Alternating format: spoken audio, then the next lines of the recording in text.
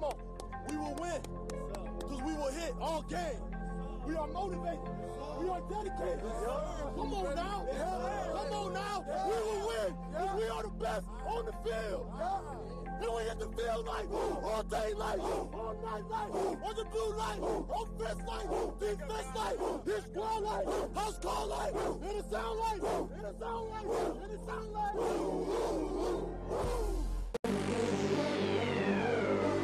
Yeah. It's official. It's official. It's official. Combine season is upon us. I'ma do this here forever. Forever. Try it. Forever. Forever. I'ma do this here forever. Manning throws. It is deflected and intercepted. Jimmy Smith has it. He's going in for a touchdown. All you haters better be coming. This is the day you've been waiting on. And that just happens to be the NCAA once again going out on a limb. Now, I might be the one that's going out on a limb here because I don't believe it's a big. Well, I mean, it is a big problem. I'm not gonna be that dumb, but you know, it's not that big of a deal. So the NCAA has shut down satellite camps effective immediately with a ruling Friday by the Division I Council that requires FBS programs to conduct all clinics at school facilities that are regularly used for practice or competition. Now, satellite camps, you know, we've heard they've always been there. But over the past year, we've really heard of it because of Jim Harbaugh, what he's done with Michigan, and a couple of the other Big Ten schools going down to the South in Georgia and Florida, you know, Texas, things like that, and hosting satellite camps.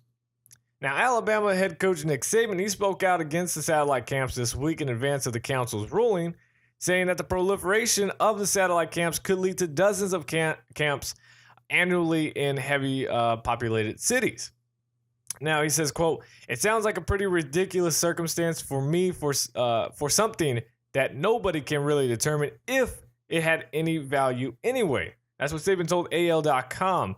Now, earlier this week, new Michigan athletic director Ward Manno, told the Associated Press he believes satellite camps are good for prospective college athletes. Now, of course they are. Of course, they are really good for people that may not have gotten noticed. And that's a key word, that they may not have gotten noticed. May. Because of the fact that we all know social media. We all know these recruiting sites that are out there. Some are free, some are you have to pay. Majority of them you do have to pay. But there's a free thing called YouTube. And if you haven't heard of it yet, it's been a while. It's been out there for a while. And athletes can put up highlight reels using Huddle or their own footage that maybe one of their friends or family members have recorded. You can use your phone. I don't know if you guys have noticed, the new iPhones, they now use 4K to record. So you don't have to get some crappy handheld camera that shoots at like 480p or something and you're worried about quality.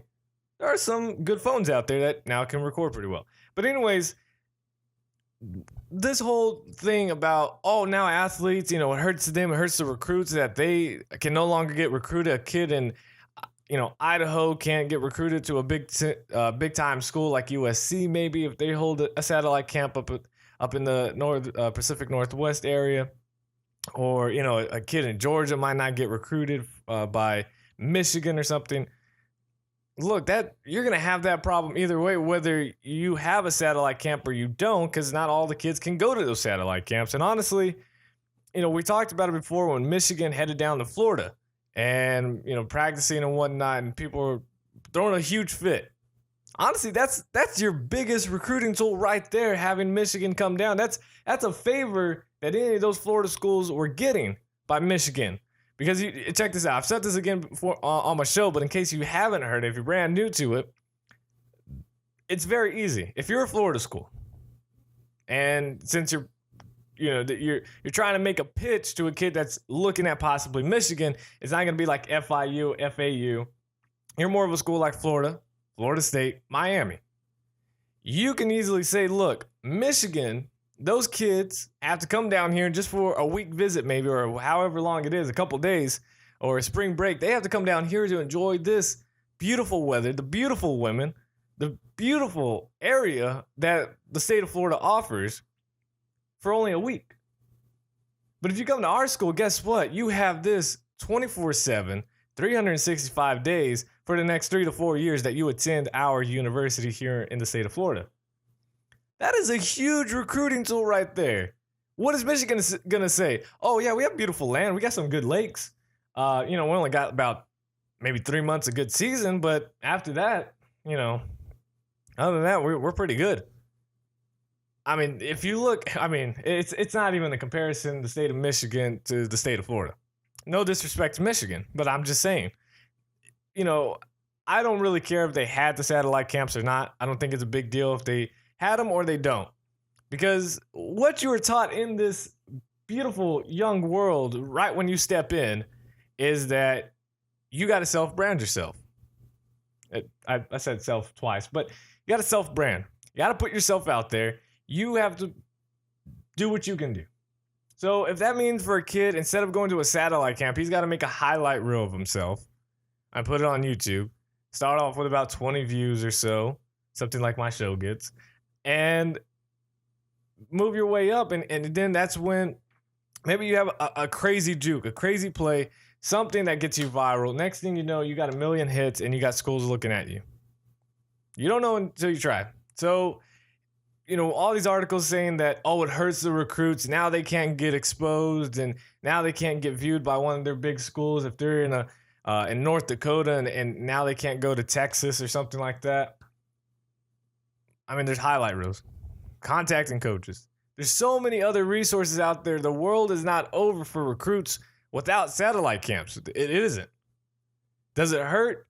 Yeah, to an extent. I mean, it's not like it doesn't. I'm not saying it doesn't at all, but at the same time, it doesn't kill, a drive. And I mean, if you have that drive, you have that passion to get to the college football, you're going to make it happen either way, with or without satellite camps.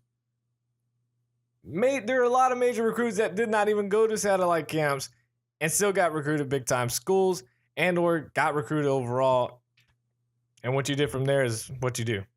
So that's what I say. The Big Ten, again, they were the only big Power 5 conference that was in favor of the satellite camps. So the SEC, the ACC, the Pac-12, and the Big 12 all voted no against the satellite camps.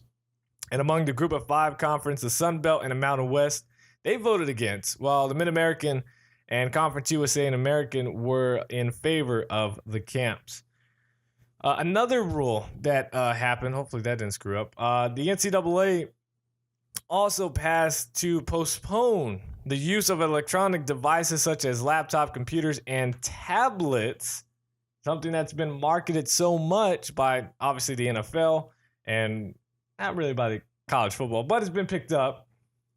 That has now been postponed by coaches on the sidelines during games until 2017. So next season. The committee in March proposed allowing coaches use of electronic devices in press boxes and in locker rooms, but not on the sidelines this season. So the NCAA is once again kind of making a quirky deal here. Don't see what the big problem is. I think you're able to either have your playbook on here. There's so many things, obviously, the tablet can do. I don't need to go over that. You guys would already know. It's just kind of a weird deal. They're saying, all right, we're just going to hold off one more year. You can have it up in the booth, but not on the sidelines. Not on the sidelines. You're going to have to go old school on the sidelines. And in a press release, it says it was decided more time was needed to develop guidelines that would allow consistent application of the rule, help manage the cost, and to provide time to see if any unintended consequences develop. Probably should have done that a little bit sooner, but whatever. So there's that.